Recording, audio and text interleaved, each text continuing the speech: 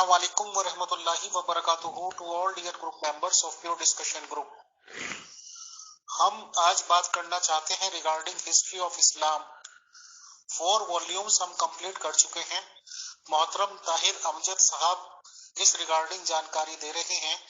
हम यहाँ तक तो पहुंच चुके हैं कि खिलाफत का सिलसिला जब शुरू हुआ और थर्ड खलीफा ऑफ इस्लाम हजरत उस्मान साहब ने ना सिर्फ ये कि जागीर फिदक अपने दामाद को दे दी, जो कि हजरत फातिमा ज़हरा अलैहिस्सलाम को मांगने पर भी नहीं दी गई थी, बल्कि उनके तमाम अजीजों अकारिब वगैरह की पोस्ट पे काबिज हो गए या उन्होंने खुद कर दिए। और उसके बाद ही अंजाम ये हुआ है, बहरहाल जो कुछ भी वाकयात हुए कि उनको भी शहीद कर दिया गया। मैंने in the end Tahir Amjad साहब से ये पूछा था कि जो दुनिया भर के मुल्कों पे हमले हुए हैं, खुलफा लोगों ने किए हैं, और जाहिर सी बात है कि वहाँ की गवर्नमेंट्स को माजूल किया, और चाहे वो ईरान हुआ चाहे किसी भी कंट्री के हुए, वहाँ के जो बादशाह या हाकिम वक्त थे उनके खानदानों को उठा के ले आया गया, लड़कियों को, औरतों को, और उन्हें आपस में बांटा गया, चाहे तो लौंडियों के नाम पर चाहे निकाह के नाम पर। तो ताहिर अमजद साहब ने इस रिगार्डिंग यही जवाब दिया था कि किताबों से तो इस तरह की चीज नहीं दिखाई जा सकती। मतलब एक तरह से उन्होंने डायरेक्ट इनडायरेक्ट ये कबूल कर लिया था कि ये इस्लाम की या कुरान शरीफ की टीचिंग नहीं है। बहरहाल इससे आगे अब हम चलते हैं इंशाल्लाह और मोहतरम ताहिर अमजद साहब को इनवाइटेड करते हैं। तो आए मोहतरम ताहिर अमजद साहब, welcome to you and to all dear group members of Pure Discussion Group, and Assalamu alaikum wa rahmatullahi wa barakatuhu to all. और ना ही इस तरह का कोई तसर देने की जरूरत है। बात यह है कि मैंने अपनी तरफ से तो पूरी वजाहत दी कि कुरान या जो बाकी जो सहाइफ हैं, चाहे वो भगवत गीता हो, वेद हो, अनाजील हो, तौरात हो, या सोहफ इब्राहिमा या मूसा, या जितने भी जो जिन्हें इल्हामी या आसमानी कुतुब कहा जाता है, ये उनका सब्जेक्ट नहीं है। इंटरनेशनल रिलेशनशिप कैसे होने चाहिए, एक असूली बात की जाती है कि इन अकरमकुम इंदल्लाहि अतकाकुम, आप इबादत की तरफ तवज्जो दिलाई जाती है। ये इसको ये समझना कि कुरान की या किसी भी और जो है किताब की रूह से आप फ्यूचर या इंटरनेशनल अक़वाम मुत्तहिदा को चला सकते हैं, तो मोहतरम मैं तो ऐसा नहीं समझता। मैंने पहले भी अर्ज किया है कि आपको उसी तनाजर में चीजों को देखना पड़ता है। जब आप कंपैरिजन करते हैं इस्लाम पर ये या मुसलमानों पर ये कहते हैं कि वो लश्कर कशी करके मुख्तलिफ मुमालिक फतह किए, तो जनाबे वाला अमीर फैसल साहब, बाकियों ने क्या किया? उस वक्त का निजाम ही यही था कि जिसकी लाठी है भैंस उसी की है। आप इसको पसंद करें या ना पसंद करें, दैट वाज द नॉर्म। अब आइडियलिस्टिक होकर आप ये देखना चाहें कि आपको इंटरनेशनल ह्यूमन राइट्स चार्टर्स जो हैं और बाकी जो मामलात हैं वो आपको वाज़े तौर पर दो टोक अंदाज में वो मिल जाए, तो वो आपको किसी भी इस तरह के इल्हामी कुतुब में नहीं मिलते, ना ही ये उसका सब्जेक्ट है। मैं फिर ये कहता हूं कि ये इनका मजमून नहीं है। ये मजहब ना तो साइंस की किताब है, ना ये क्या उसे कहते हैं मंतक है, ना फलसफा है, ना तारीख है, ना ये मैथमेटिक्स की क्लास है, ना केमिस्ट्री की, ना फिजिक्स की। इसका अपना एक मिजाज है, मजहब का अपना एक मिजाज है जिसको समझने की जरूरत है। और मैं तो इस मामले में बिल्कुल वाजे हूं। लगभग 1 घंटा पूरा हो चुका है। बहुत बहुत शुक्रिया, बहुत जज़ाकल्लाह मोहतरम ताहिर अमजद साहब। इसी बात को इंशाल्लाह यहीं से फिर अगले सेशन में कंटिन्यू करेंगे। और आपने जो 3-4 ऑडियो माशाल्लाह और लंबी लंबी ऑडियो में जवाब दिए, मेरा एक छोटा सा सवाल था मुझे जैसे मासूम तालिब इल्म का, कि जो भी कुछ खलीफा लोगों ने किया है 1400 साल पहले, دوسرے ملکوں پہ حملہ کرنا، وہاں پہ مال غنیمت کے نام پہ لوٹ ماٹ کرنا، وہاں کی عورتوں کو لڑکیوں کو اٹھا لینا، وہ مذہب اسلام کی ٹیچنگ تھی، قرآن شریف کی ٹیچنگ تھی یا نہیں تھی؟ کیا انہوں نے رسول اسلام صاحب قرآن کے تعلیمات پہ عمل کیا، یا یہ کہ کون سے قانون کے تحت کارروائی کی؟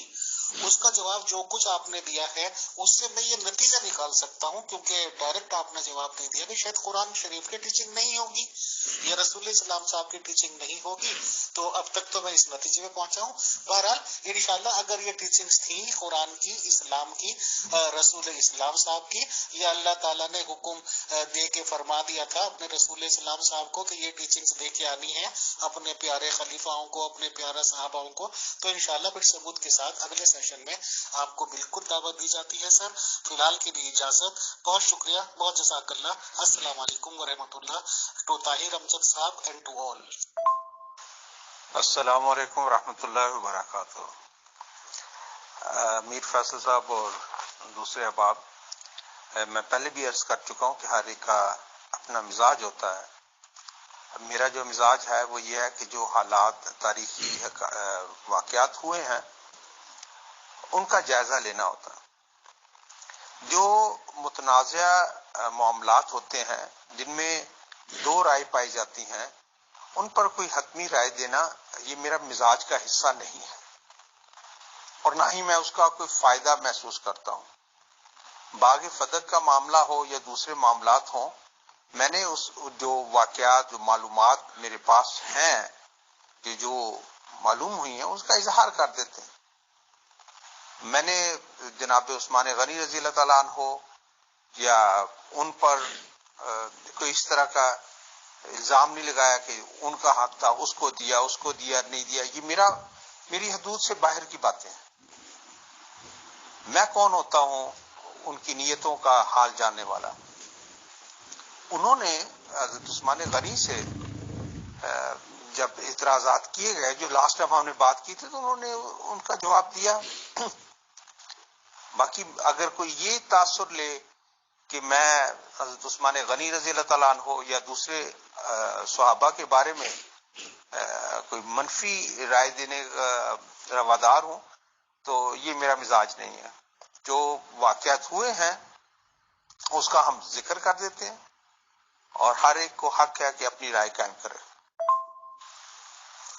لاسٹ ٹائم ہم یہاں تک تھے کہ جو حضرت عثمان غنی رضی اللہ تعالیٰ عنہ کے خلافت میں آخری ایام تھے، ان کو میں بریفلی ہم ری وزٹ کر دیتے ہیں۔ ریزنٹمنٹ تھی، حضرت عثمان غنی رضی اللہ تعالیٰ عنہ نے جو کلیدی عہدوں پر بندے لگائے اپنے قبیلے کے یا جنہیں انہیں مناسب سمجھا، اس سے عملی طور پر ایک بے چینی پائی جاتی تھی۔ لوگ ان سے خوش نہیں تھے، اور مصر کے اور دوسرے علاقوں کے، خاص طور پر مصر کے، یہ لوگ آ کر اس پر معترض تھے، جنہیں عام طور پر ہم بلوائی کہتے ہیں، کہ جو مدینہ میں آئے، سینٹر میں آئے، کیپٹل میں آئے۔ جیسے اب انڈیا کی اسٹیٹ ہے، اگر کوئی تامل ناڈو سے، پنجاب سے، راجستھان، گجرات وغیرہ سے اگر اپنے وہ چیف منسٹر یا گورنمنٹ سے نالا ہوں اور وہ اپوائنٹڈ ہوں دلی کے، تو وہ دلی کا رخ کریں گے، اور وہاں پر جا کر احتجاج کریں گے اور اپنی آواز سنائیں گے۔ یہ میں مثال صرف سمجھنے کے لیے اور سمجھانے کے لیے عرض کر رہا ہوں۔ یہی وجہ ہے کہ جو ناخوش تھے ان پوسٹوں سے، وہ مدینہ میں آئے، اور حضرت عثمان غنی رضی اللہ تعالیٰ عنہ کے ساتھ جو بہت سارے صحابہ کرام موجود تھے، لیکن جو 3 بااثر لوگ تھے، اگر 3 رکھے جائیں، ان میں حضرت طلحہ رضی اللہ تعالیٰ عنہ، حضرت زبیر رضی اللہ تعالیٰ عنہ اور مولا علی علیہ السلام، ان تینوں کی مداخلت سے، بات چیت سے کچھ معاملات طے پا گئے، اور بظاہر ان کو مطمئن کر کے مصر روانہ کر دیا گیا، جا رہے تھے، لیکن وہاں پر مبینہ طور پر جو ان کو خط ملا کہ بجائے اقتدار دینے کے انسٹرکشنز تھیں کہ ان کو قتل کر دیا جائے. تو جب یہ خط پکڑا گیا یا مبینہ طور پر خط پکڑا گیا تو وہ واپس آئے اور پھر the situation went out of hand. اس وقت عملی طور پر بلوائیوں کا یا جو پروٹیسٹر تھے، ریبل تھے، یہ جو مرضی آپ ان کو نام دے لیں، ان کا راج تھا. حضرت عثمان غنی رضی اللہ تعالیٰ عنہ کو بالکل محدود کر دیا گیا تھا گھر تک، اور عملی طور پر مدینہ منورہ میں جو کیپٹل ہے ایک سپر پاور کا، ایک پاور ہاؤس ہے. اس وقت اگر دنیا کے بڑی آپ ممالک دیکھیں، امپائرز دیکھیں، تو روم اور ایران کی سلطنتوں کو شکست دینے کے بعد ایک اس وقت کے حساب سے دنیا کی ایک سپر پاور کا کیپٹل ہے مدینہ منورہ، جہاں پر جو فیصلے ہوتے ہیں وہ تقریباً ساری دنیا پر اثر انداز ہوتے ہیں.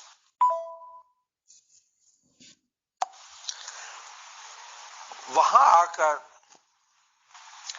میرا عام طور پر تو بالکل یہ مزاج نہیں ہے کہ کسی بھی شخص کو جو ہے وہ سنگل ہینڈیڈلی پوائنٹ آؤٹ کیا جائے، لیکن میں ایک ایکسیپشن اس میں لینا چاہتا ہوں، اور مجھے کوئی اور صورت نظر نہیں آتی کہ میں ان موصوف کا ذکر کیے بغیر آگے بڑھ سکتا ہوں، اور وہ شخصیت ہے مروان صاحب کی، جو میرے نزدیک جب میں چیزوں کا جائزہ لیتا ہوں تو اگر جو ہوتا ہے نا ایک بوائلنگ پوائنٹ، کہ جتنے بھی تعیناتی ہوئی لوگوں نے کسی حد تک اس میں اپنی ناپسندیدگی کا اظہار کیا، شک کا فائدہ دیا، مصلحت حکمت عملی کے تحت حضرت عثمان غنی کی اطاعت کرتے رہے. لیکن ایک شخصیت جب اس کو کی پوسٹ دے دی گئی، اپنا پرائیویٹ سیکرٹری بنا لیا گیا یا چیف آف سٹاف بنا لیا گیا، اور ایسا شخص جو کہ انتہائی ناپسندیدہ تھا مختلف وجوہات کی بنیاد پر، بدقسمتی سے یہ وہی شخص ہے جس کو رحمت للعالمین فخر موجودات حضرت محمد مصطفیٰ احمد مجتبی صلی اللہ علیہ وآلہ وسلم نے بھی جھوٹ اور ان کے کردار کی وجہ سے انتہائی ناپسندیدہ قرار دیتے ہوئے ان کو سزا کے طور پر مدینہ سے بے دخل کیا تھا. اس میں میں جب دیکھتا ہوں کہ اتنی شفیق ہستی رسول اکرم صلی اللہ علیہ وآلہ وسلم کی، جو لا تثریب علیکم اليوم کہہ کر عام معافی کا اعلان کرنا جانتے ہیں، جو طائف میں پتھر کھا کر پنڈلیاں لہو لہان، پاپوش مبارک یعنی جوتے تک خون سے آلودہ، اس حالت میں بھی جب ان کو اللہ تعالی کی طرف سے یہ ملتے ہیں کہ میں ملک پہاڑوں کے فرشتے حاضر ہوتے ہیں، یہ سمبولک چیزیں ہیں، میں جیسے لیتا ہوں، یعنی ان کو نصرت ملتی ہے کہ ان کو تباہ کر دیا جائے. لیکن رسول اکرم صلی اللہ علیہ وآلہ وسلم اس صورتحال میں بھی فرماتے ہیں کہ اللہم اہد قومی کہ اے خدا میری قوم کو ہدایت دے، کیونکہ یہ نہیں جانتے کہ کیا کر رہے ہیں. تو اتنی شفیق ہستی وہ بھی ان صاحب کو مدینہ بدر کرتی ہیں اور ان کی جھوٹ پر، بہتان لگانے پر، جس کی گواہیاں ہمیں ملتی ہیں. تو میرا مقصد یہ ہے کہ یہ شخصیت ایسی تھی جو بہت سے مسلمانوں کے لیے جو مدینہ میں رہنے والے تھے ان کے لیے کبھی بھی قابل قبول نہیں ہو سکتی تھی، نہیں ہونی چاہیے تھی. آج بھی اگر آپ غیر جذباتی ہو کر جائزہ لیں تو شاید ہی کوئی بندہ ایسا ملے جو مروان صاحب کی حمایت میں کوئی مہذب اور گفتگو کر سکے.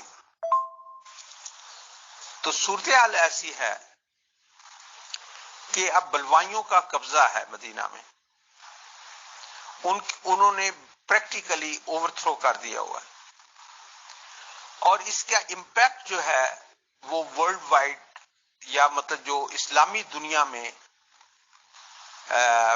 ایک اثر رکھتا ہے. اور اس میں آج کے دور میں بھی اگر دیکھیں کہ 21ویں صدی میں بھی اگر آپ کی سلطنت میں سیریا ہے، عراق ہے، ایران ہے، مصر ہے،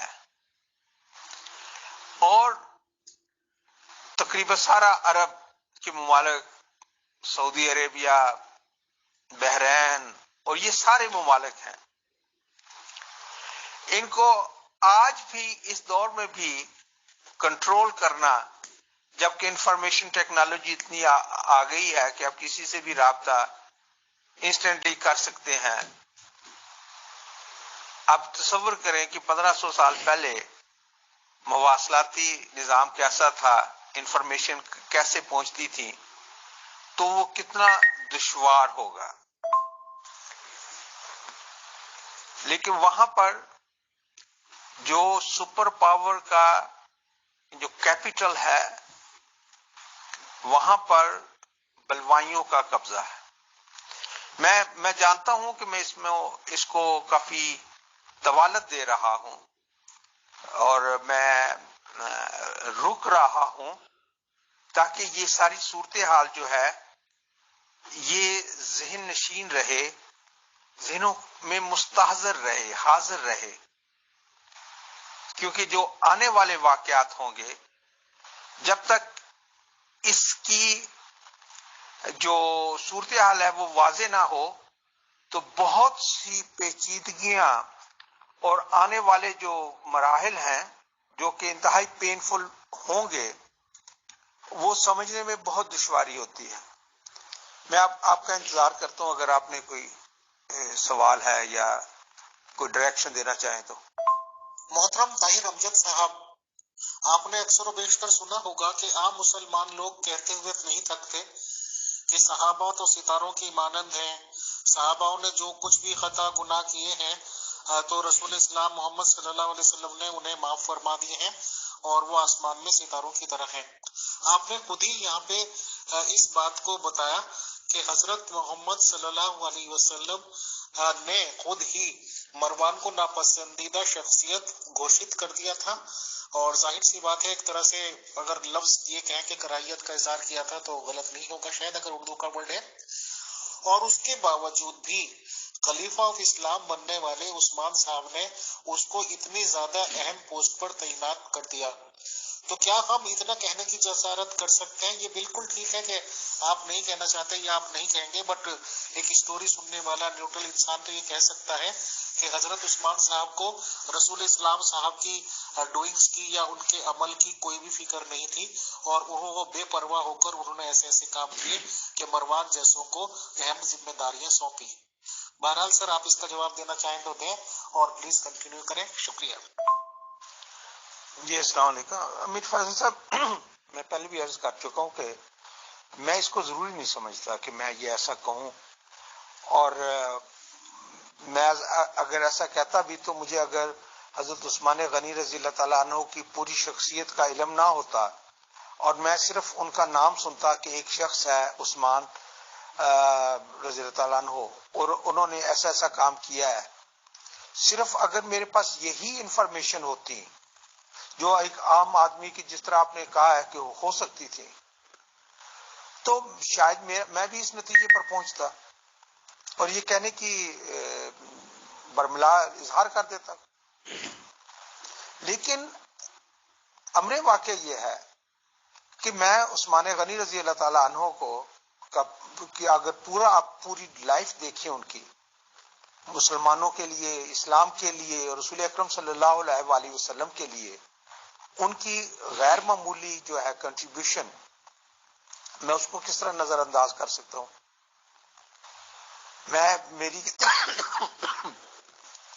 میں کیوں ان کی جو قرآن کے لیے کنٹریبیوشن ہے اسے بھی نظر انداز کر دوں؟ میں ان کو اسلام کے لیے اپنا سب کچھ جان بھی دے دی، مال، عزت، وہ مطلب دولت مند ترین لوگوں میں سے تھے، اور آخر میں ان کی عمر حیثیت یہ رہ گئی کہ 2 اونٹنیاں رہ گئی تھی ان کے پاس. وہ خود کہتے ہیں کہ مجھ سے زیادہ تو مال مویشی کسی کے پاس نہیں تھے، وہ صاحب ثروت انسان تھے، انہوں نے بہت قربان کیا ہے. ذو النورین رسول اکرم صلی اللہ علیہ وآلہ وسلم نے ان کی 2 بیٹیاں ان کو دی ہیں، مطلب وہ جلیل القدر صحابہ ہیں.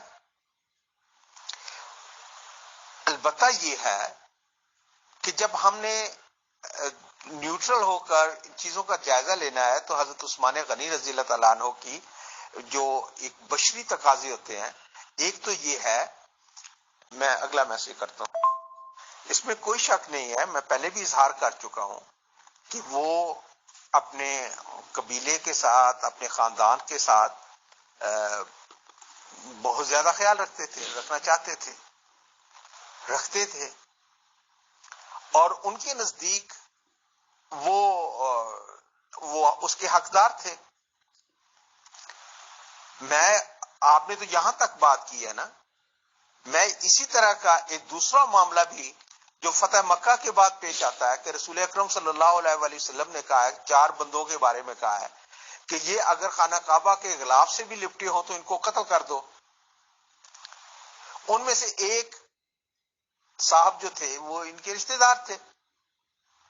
اب حضرت عثمان غنی نے ان کو اپنے یہاں پناہ دے رکھی تھی اور ان کی سفارش کرتے تھے رسول اکرم صلی اللہ علیہ وآلہ وسلم کے لیے، بار بار کرتے رہے، اور پھر ناپسندیدگی کا بھی اظہار کیا رسول اکرم صلی اللہ علیہ وسلم نے.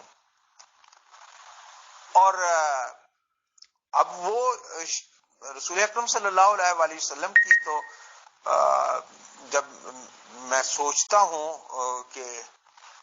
ہوں کہ کوئی تجھ سے بڑا کیا ہوگا، تو اگر تو ہے تو پھر تیرا خدا کیا ہوگا. رسول اکرم صلی اللہ علیہ وآلہ وسلم کی شخصیت کو اب دیکھتے ہیں تو انسان ورتہ حیرت میں پڑ جاتا ہے کہ انہوں نے کس کس کو معاف کیا. ہندا کو معاف کیا، وحشی کو معاف کیا، صرف اتنا کہا کہ مجھے نظر نہ آؤ. جنہوں نے آپ کے سگے چچا اور رضائی بھائی، دوست، عزیز، پیارے، جگری حضرت امیر حمزہ رضی اللہ تعالی عنہ کا کلیجہ چبایا تھا اور ان کو قتل کیا گیا تھا، وہ تو غفور الرحیم، وہ تو کریم ابن کریم رحمت للعالمین ایسے ہی نہیں کہتے. ان کے ظرف میں، ان کے مزاج میں جو تھا وہ تو لامحدود تھے. ایک آئیڈیل انسان سمجھتا ہوں میں ان کو، اسوہ حسنہ سمجھتا ہوں. لیکن حضرت عثمان غنی رضی اللہ تعالیٰ عنہ کی اپنا ایک مزاج ہے جس کو ہمیں سمجھنے کی ضرورت ہے. انہوں نے واضح حکم کے باوجود یہ کیا، تو اس میں یہ کہنا کہ ان کو پرواہ نہیں تھی یا نہیں تھی، یہ تھا کہ ان کا ایک اپنا مزاج تھا. یہ جس طرح بھی ہے اپنے تو اس کا خیال رکھتے تھے. میرے لیے اتنا کہنا کافی ہے. حضرت عثمان غنی نے بہت سارے واقعات ہیں، بہت سارے امیر فیصل صاحب ایسے واقعات ہوتے ہیں کہ اگر ہم آج بیٹھے یہ کہیں کہ 1500 سال پہلے یہ نہیں یہ کر لیتے، ایسے نہیں ویسے کر لیتے تو یہ حالات ہو جاتے، اس طرح تو کوئی بھی کچھ کہہ سکتا ہے. مجھ سے اگر ذاتی طور پر پوچھا جائے میرے دل کی کیا بات جو اگر نظر آتی ہے تو یہ تو بہت آسان ہو جاتا ہے نا. 1500 سال بعد جب آپ صورتحال سے نکل آئے ہیں تو پھر تبصرہ کر دینا. میرے نزدیک اللہ تعالیٰ مجھے معاف کرے، اپنے مزاج سے ہٹ کے بات کر رہا ہوں، میں یہ سمجھتا ہوں کہ اب کاش کہہ سکتے ہیں نا، اللہ تعالیٰ بہتر جانتا ہے کہ اس نے کیسے کیا کرنا ہے. حضرت ابو بکر صدیق رضی اللہ تعالیٰ عنہ، حضرت عمر رضی اللہ تعالیٰ عنہ کے بعد جو قیادت ہے وہ اگر اس وقت ان سب سے جو عمر میں بھی چھوٹے تھے حضرت علی علیہ السلام،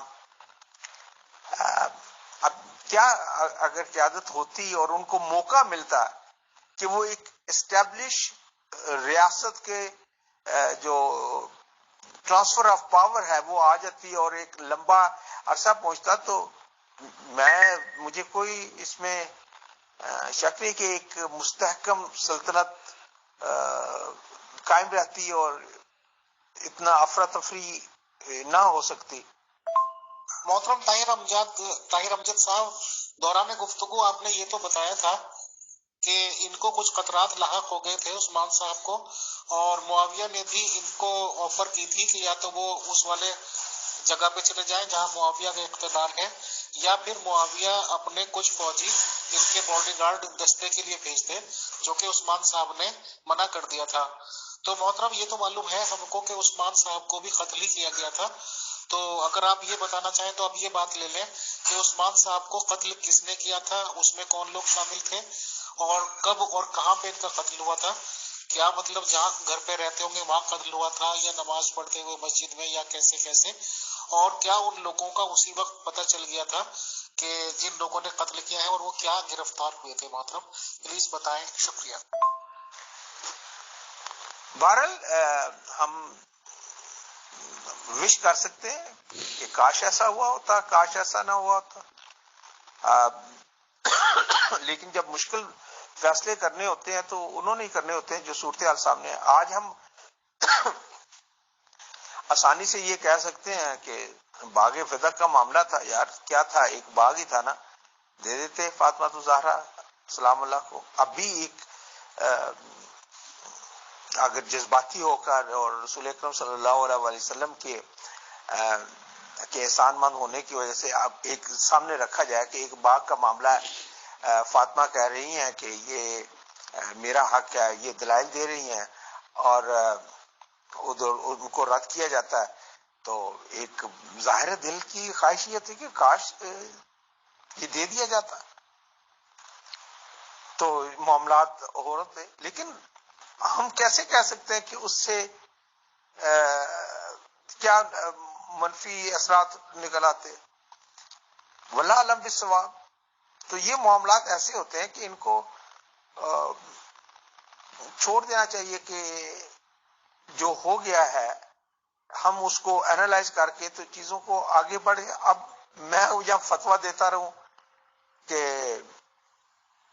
یہ فیصلہ صحیح تھا غلط تھا، یہ متنازع چیز ہے، دونوں طرف سے دلائل دیے جاتے ہیں، دیے جاتے رہیں گے، اور یہ کوئی مسائل ایسے نہیں ہوتے کہ جو کسی طرح ہم حل کر سکیں اور کسی نتیجے پر پہنچ سکیں. میں جو مرضی کہہ دوں، دو رائے بہرحال رہیں گی. جی السلام علیکم. بالکل اس میں تو کوئی شک نہیں ہے کہ اس میں، اور نہ ہی یہ کوئی اتنا چھپی ہوئی چیز تھی کہ لوگ جو اپوائنٹڈ تھے ایک پوری امپائر میں، لوگوں میں بے چینی تھی. حضرت ابو بکر صدیق رضی اللہ تعالیٰ عنہ، حضرت عمر رضی اللہ تعالیٰ عنہ کے دور میں مستحکم تھیں، وہاں پر امن قائم ہو گیا تھا، ایک لا اینڈ آرڈر جس طرح کی بھی آپ کہہ لیں وہ موجود تھا. بغاوتیں جو ہوئی تھیں وہ کچل دی گئی تھیں یا ان پر فتح حاصل کر لی گئی تھی. اب جو ہے وہ حالات بالکل بدل چکے تھے. مصر کی اب بات کر رہا ہوں, ایجپٹ ہے, مطلب still is a significant country. وہاں کے لوگ تھے, بصرہ, کوفہ, ان کی اپنی اہمیت ہے بصرہ اور کوفہ کی. روم ہے, سیریا ہے, ایران ہے. لوگ حضرت عثمان غنی سے بہت سے لوگ ناخوش تھے. جس طرح میں پہلے عرض کیا ہے کہ سوائے چند ایک قبیلوں کے, جس میں خاص طور پہ بنی امیہ والے تو بہت خوش تھے, ان کو تو اقتدار ملا ہر جگہ, لیکن زیادہ تر جو ہیں وہ ناخوش تھے. اور ایسے نہیں تھے کہ وہ اپنی ناراضی کا یا اپنی خفگی کا اظہار انہوں نے ڈھکے چھپے الفاظ میں کیا ہو, بلکہ جب نوبت یہاں آ گئی تھی تو انہوں نے تو بغاوت کی تھی. اسی تو بلوائی کہتے ہیں. انہوں نے مدینہ پر, میں پہلے بھی عرض کر چکا ہوں کہ مدینہ جو اس وقت کی ایک سپر پاور کا کیپٹل ہے پوری دنیا میں, اس وقت اس سے زیادہ بڑی پاور مجھے اور کوئی نظر نہیں آتی. تو اس پاور ہاؤس میں جو کنٹرول ہے وہ باغیوں کا ہے, وہ ان لوگوں کا ہے جو حضرت عثمان غنی رضی اللہ تعالیٰ عنہ سے ناخوش تھے. اور اس پر جو وہ چاہتے تھے, ان کا جو ایک بڑا مطالبہ یہ تھا کہ مروان بن حکم کو, جو کہ لوگوں اور خلیفہ وقت کے درمیان ایک دیوار بن کر اب کھڑے ہو گئے تھے, جیسے وہ میڈیم تھے. بدقسمتی سے عثمان غنی رضی اللہ تعالیٰ عنہ جو کچھ انفارمیشن پاتے تھے, جو ان کے قریب ترین بندہ تھا وہ مروان تھا. میں معذرت چاہتا ہوں اگر کسی کی دل آزاری ہوتی ہو کہ میں مروان کو تو کے لفظ سے استعمال کر رہا ہوں. میرا عام طور پر مزاج نہیں ہوتا, لیکن یہ میں اس میں کوئی جھجک نہیں محسوس کر رہا ہوں. اگر آپ اعتراض کریں گے تو میں باز آ جاؤں گا. مروان صاحب کی کوشش کرتا ہوں کہ نہیں, کہ مروان صاحب کی شخصیت ایسی تھی جو بلا شک و شبہ لوگوں کے لیے, مدینہ کے رہنے والوں کے لیے قابل قبول نہیں تھی. وہ ان کے لیے ایک ایسا نوالا تھا. میں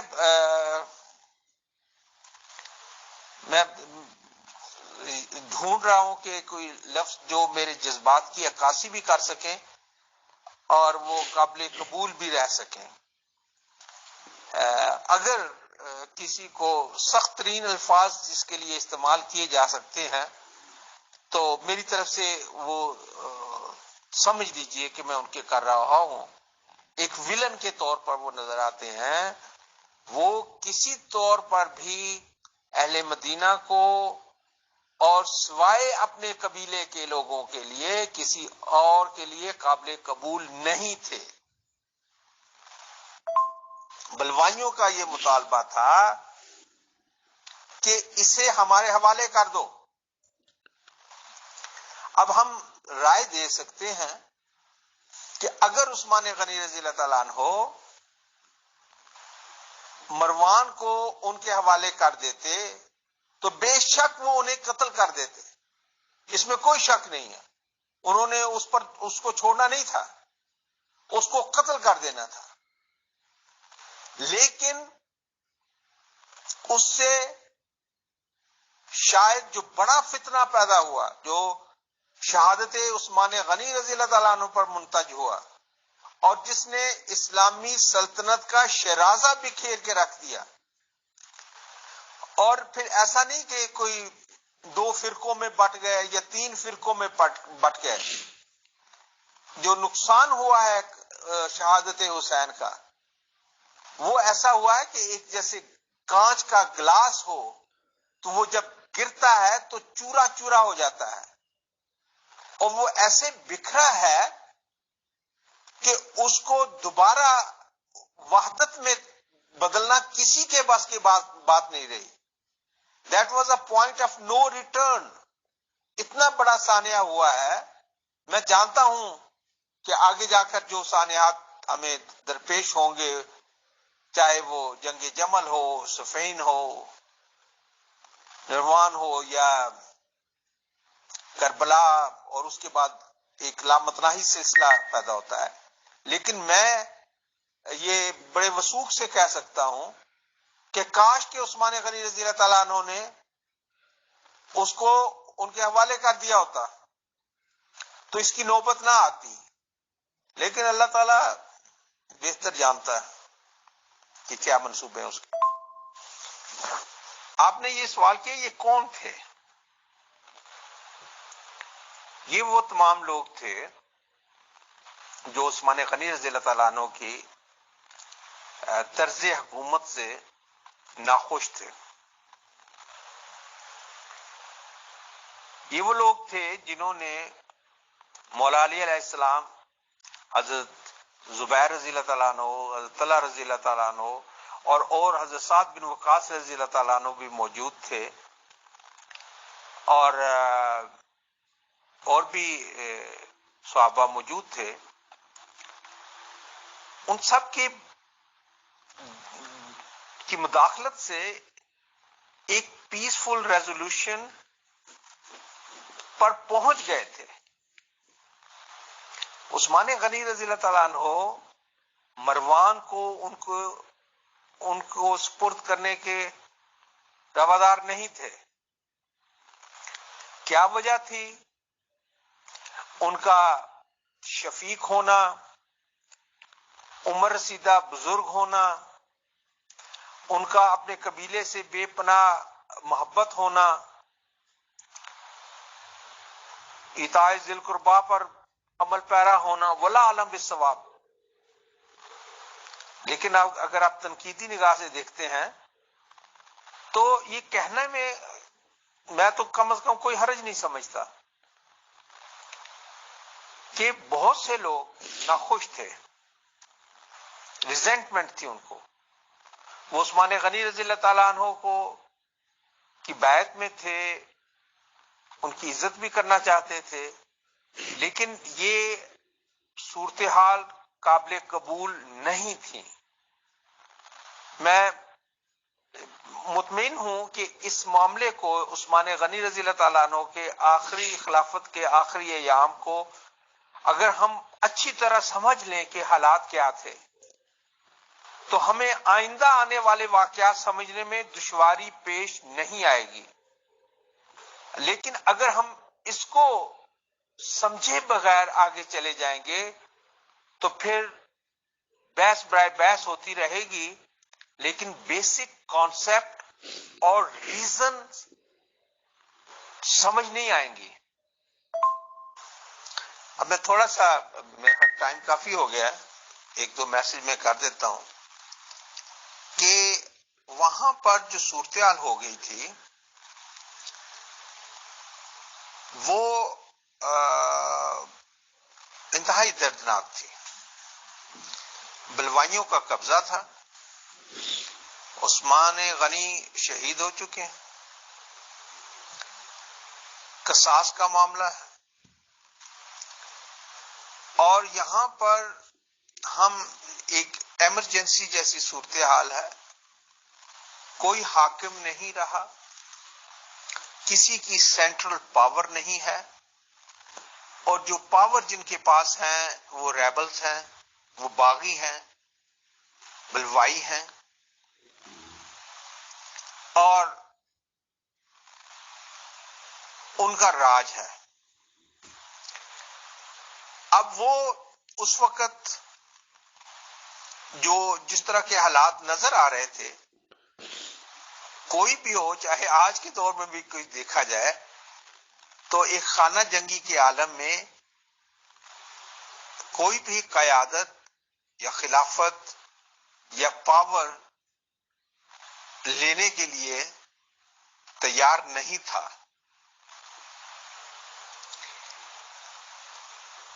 اور اس میں چند ایک پہلو ہیں میں رکھنا چاہتا ہوں کہ بلوائیوں نے اب کیا کیا۔ انہوں نے یہ ان کا اپنا تسلط ہو، تو جس طرح عام طور پر تاریخی طور پر بھی آتا ہے کہ پاور ان کے پاس رہے تو وہ کسی کو پپٹ یا کٹ پتلی حکومت بنا دیں. جس طرح آج کل کے معاملات میں بھی ہمارے لیے یہ سمجھنا قدرے مشکل نہیں ہے، جسے ہم کہتے ہیں کہ اسٹیبلشمنٹ، کہ ٹرو پاور کہیں اور ہو اور نمائندگی یا حکمران کسی اور کو بنا دیا جائے. تو یہ معاملات ہمیں نظر آتے ہیں. اسٹیبلشمنٹ یا پاور پر جو کیپٹل میں وہ بہرحال بلا شک و شبہ بلوائیوں کا راج تھا، باغیوں کا راج تھا، اور وہ انتہائی خطرناک موڈ میں تھے. جب خلیفہ وقت کو قتل کر دیا ہے تو باقی تو اس سے کم حیثیت رکھتے تھے. اب جو مختلف ملتے ہیں کہ لوگ حضرت طلحہ، حضرت زبیر اور حضرت علی علیہ السلام کے پاس جاتے ہیں اور انہیں حکومت کی باغڈور یا خلیفہ بننے کی دعوت دیتے ہیں، جسے یہ تینوں بزرگ رد کر دیتے ہیں. اور ابتدائی طور پر اب انہوں نے جو اعلان کیا ہے، بلوائی اعلان کرتے ہیں کہ مدینہ والو، ہم تمہاری عزت کرتے ہیں، خلیفہ کا انتخاب کرنا، ابو بکر صدیق رضی اللہ تعالیٰ عنہ کا بھی انتخاب تم نے کیا، عمر رضی اللہ تعالیٰ عنہ بھی یہی مدینہ سے خلیفہ ثانی مقرر ہوئے، خلیفہ ثالث عثمان غنی بھی مدینہ میں بنے خلیفہ، تو یہ اب بھی تمہارا حق ہے کہ تم بنا لو. لیکن ایک جو دھمکی دی وہ یہ تھی کہ اگر 2 دن کے اندر اندر تم نے اپنا امیر یا خلیفہ نہ چن لیا تو ہم ان تینوں بزرگوں کو، یعنی حضرت زبیر، حضرت عمر اور حضرت علی کو قتل کر دیں گے، اور پھر ہم جو کریں گے سو کریں گے.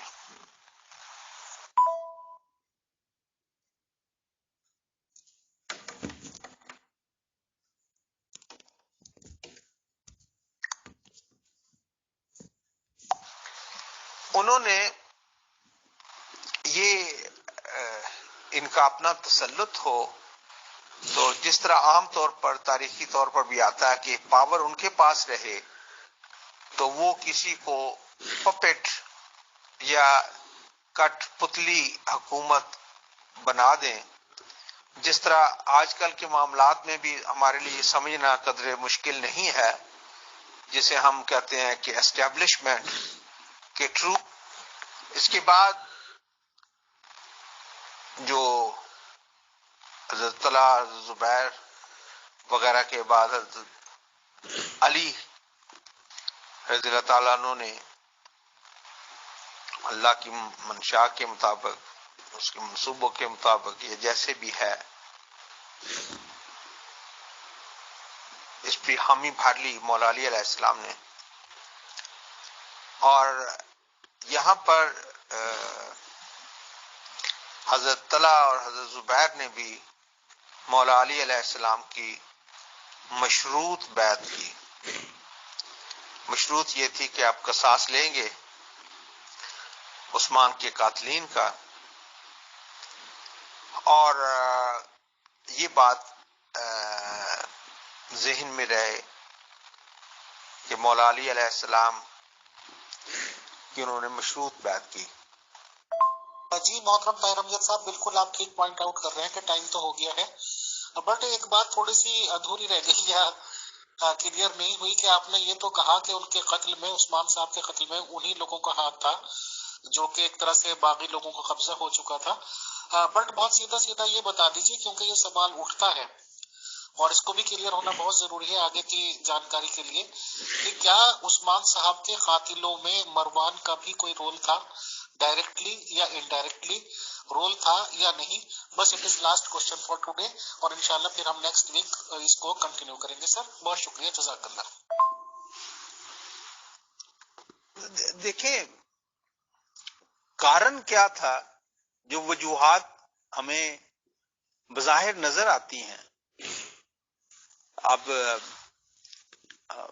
اگر مجھ سے پوچھا جائے میری ذاتی رائے، again this is my personal opinion, کہ شہادت حسین کی بہت بڑی وجہ خود مروان صاحب تھے.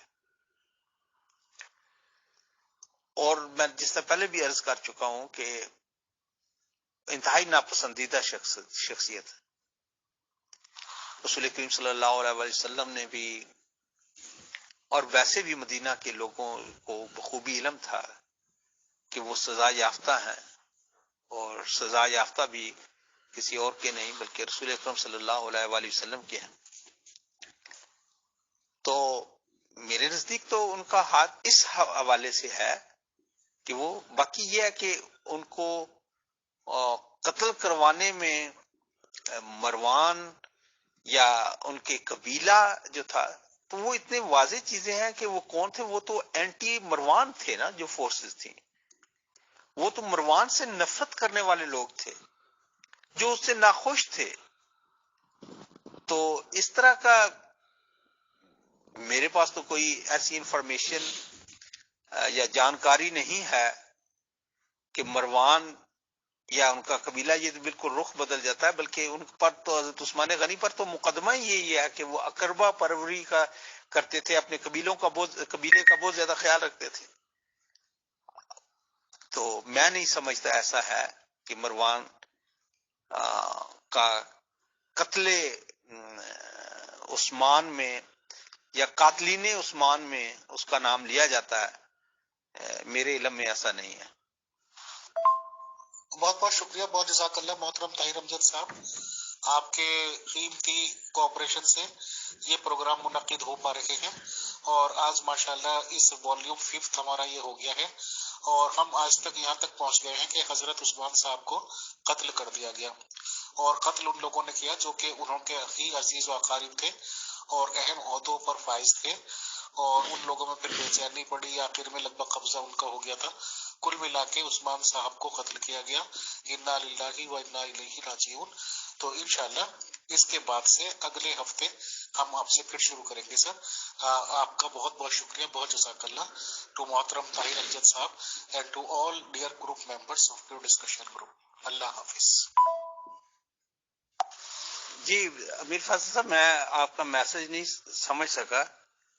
آپ فرما رہے ہیں کہ حضرت عثمان غنی نے جنہیں کلیدی عہدوں پر فائز کیا، انہوں نے آ کے قتل کیا.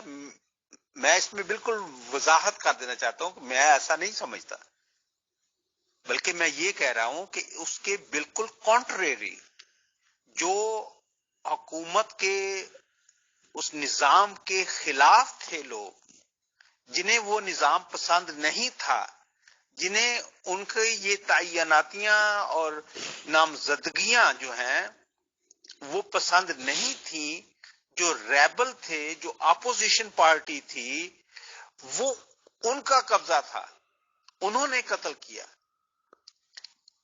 اور اس میں یہ میں ہرگز یہ نہیں کہہ رہا کہ عثمان غنی کے قبیلے والوں نے خود قتل کیا یا جن کو انہوں نے پوسٹوں پہ لگایا تھا انہوں نے قتل کیا. نہیں، اس کے برعکس جو لوگ ان تعیناتیوں کو پسند نہیں کرتے تھے انہوں نے دھاوا بول دیا، مدینہ منورہ پر قبضہ کر لیا پریکٹیکلی، اور وہی بعد میں ہمیں خارجیوں کے روپ میں نظر آتے ہیں.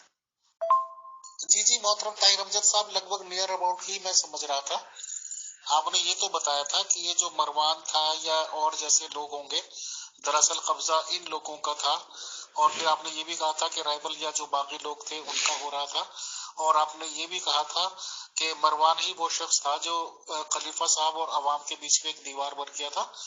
बहरहाल जो मारने वाले थे वो इन तकरीर के खिलाफ थे कि यही लोग ऐसे ओहदे पे क्यों हैं। बहुत शुक्रिया सर। मतलब कुल मिला के ये है कि तारीख फिर से दोहराई गई, सिर्फ अबू बकर साहब ही ऐसे हुए हैं जिनकी नॉर्मल डेथ हुई है।